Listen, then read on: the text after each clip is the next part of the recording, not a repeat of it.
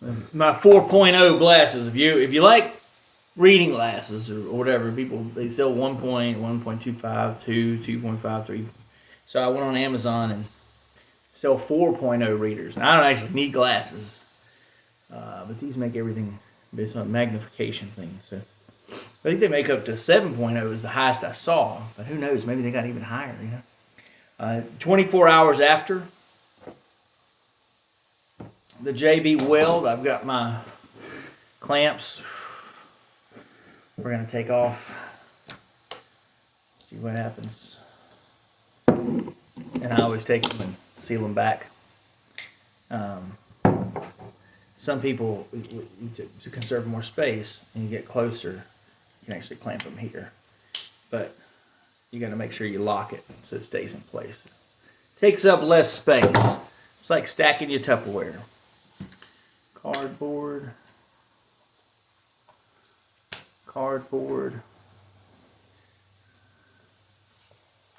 Click. I bought these clamps for like $6 or $7, so it's been a good deal. See, you get them up to the last click. Click it. It's in place. Good deal. Cardboard. JB Weld. So that's what the packaging looks like if you're trying to grab yourself some JB Weld. And the only one with steel in it. I think I paid $8.48. The other modifications to the belt where before I do this, the other modifications to the belt are the original screws and the diameter of those, see, is significantly different. So that is why I use the washers to bring it closer to the same diameter. And these are, so whenever I'm buying screws and I'm keeping the extras, etc., I cut the label down to make sure that I keep and know exactly what they are. These are I don't know if it's going to show it clearly here. They are M4.7, and those are the ones that are in all FANDU belts. The length of the screw that you buy, make sure you see it easily on the camera there, is kind of important because it'll only go so deep into the belt. Otherwise, you're going to have the head of the screw sticking up out of the belt. So I bought, these are the M4.710s. That's what's important there, right? 10 is the length of the screw. I also bought some 12s, and I'll show you where those are in the belt.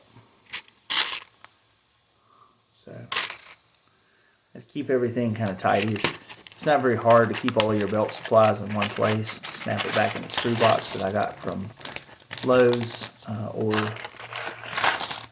throw it in a bag. And of course, if you use any kind of stickers, masking tape, whatever you can write on, dry erase markers. But I always keep those labels in the bag, so I know exactly what screws I bought. Of course, you can always take a screw back over there, but the difference in how they look, you see, you need the width to match up, because otherwise it would go through the hole, and that's kind of an important distinction there. So feels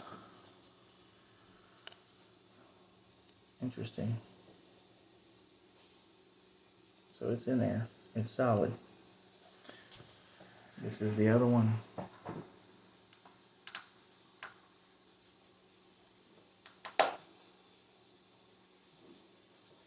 It's in there. It's solid. The leather, what you hear is the leather coming clean.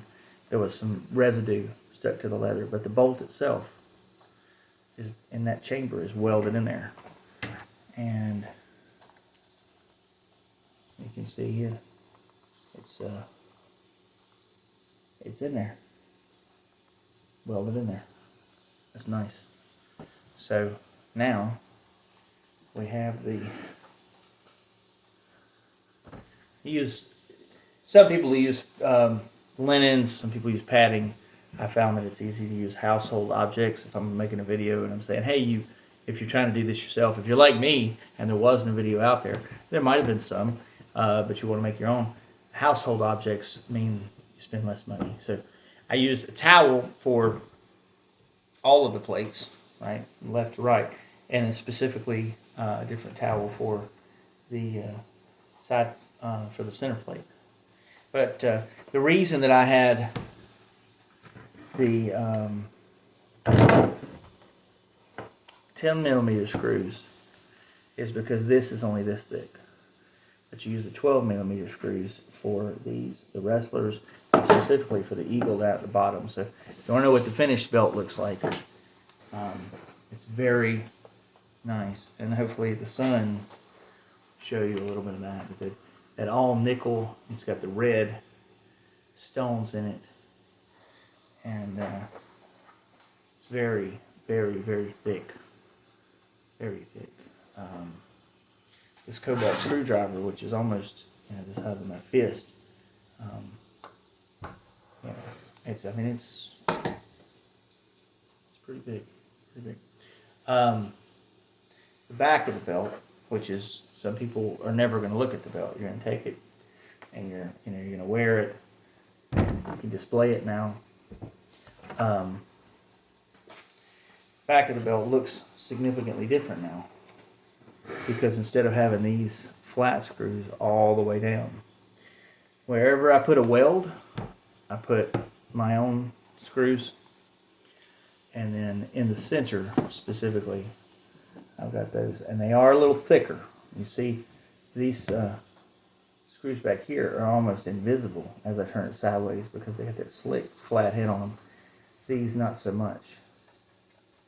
So bear in mind that it is concave and it has the curve to it. So if your concern is, oh, those are going to scratch me, when you throw it over your shoulder, the only thing over your shoulder are these flat screws. But I can't tell you that it might not snag a shirt or something at some point in time. But it's been that's been a great little journey for me, for the minor investment that I made for $175. I already had the leather. But if I were to buy the leather, I think I paid $65, $70 for the strap, for the piece of leather.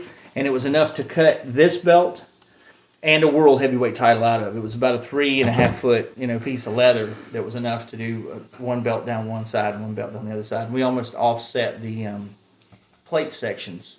It was a very long piece of 10 ounce top grade leather. And like I said, I laid it on the table. I used DuraGloss, and I used different softeners on the back where I used the lanolin from glove conditioner, or from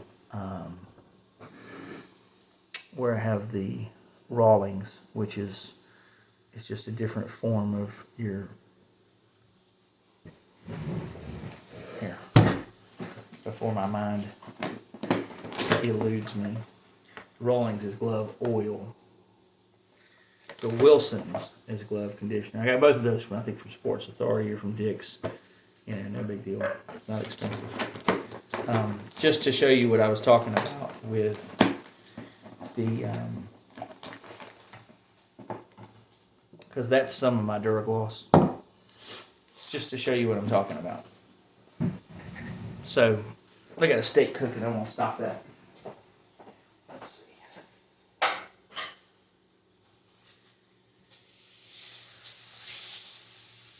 An old trick, you don't finish cooking the steak before you turn the stove off. You get to the point where you're getting close, and then as you're getting close, you turn the stove off and let the heat that remains on the stove do the cooking for you. Okay. Just to be professional, I'm going to take a nitrile glove here. And I'm going to take a little bit of that DuraGloss. Put it in.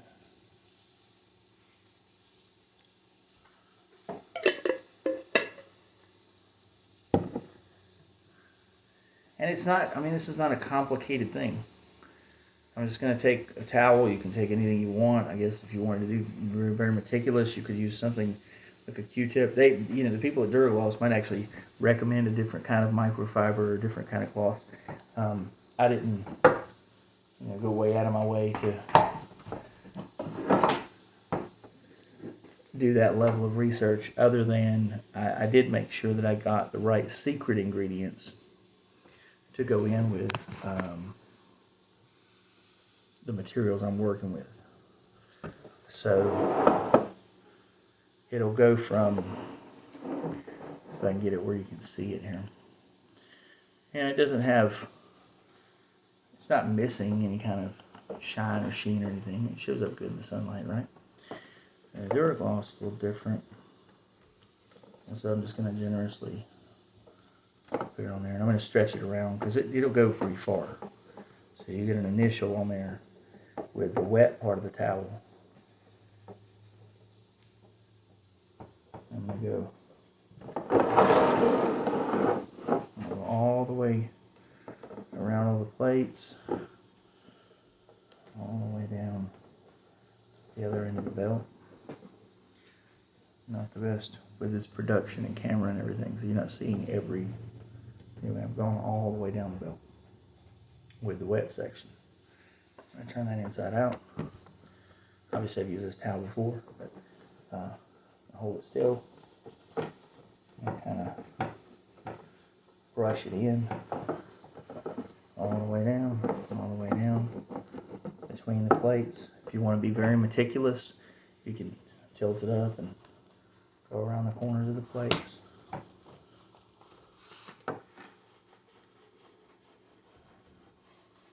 Have yourself a good looking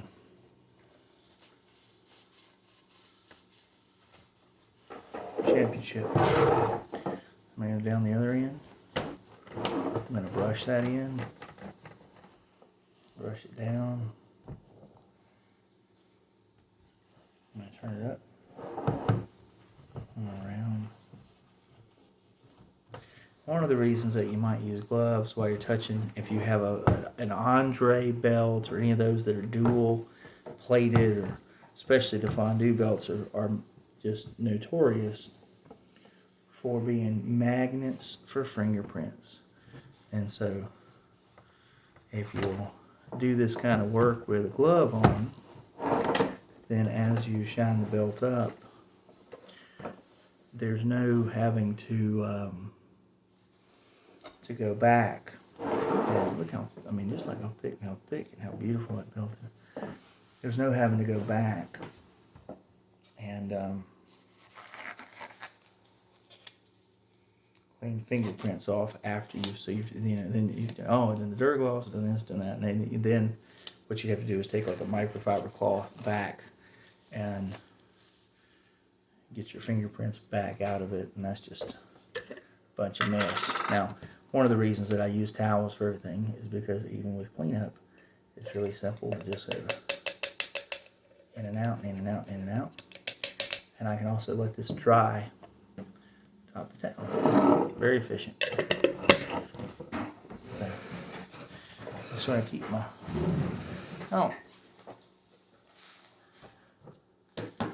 keep all that stuff in a, this basket came with my table. It's matching. The table divides into, you can see the division here, it divides. It's one of these tables that expands, so plenty of room for storage underneath the table. Now, in the sunlight, what used to be a belt that was a little more Doyle rules from Adam Sandler, is going to shine a whole lot better. Let me show you that in the sunlight. Have a look here. How it shines. It's just beautiful. It's just beautiful. So I'm very, very happy with that. The finished product is very beautiful. Shimmering, shining nickel. I don't know if in the sunlight, it'll look that much better. But it's got a tremendous amount of detail to it. It's very, very thick. Like I said, now it's got that very, very beautiful shine to it. So, JB Weld was successful, and the screw conversion was successful. So, if I can answer any questions for you, leave it in the comments section. Have a great day.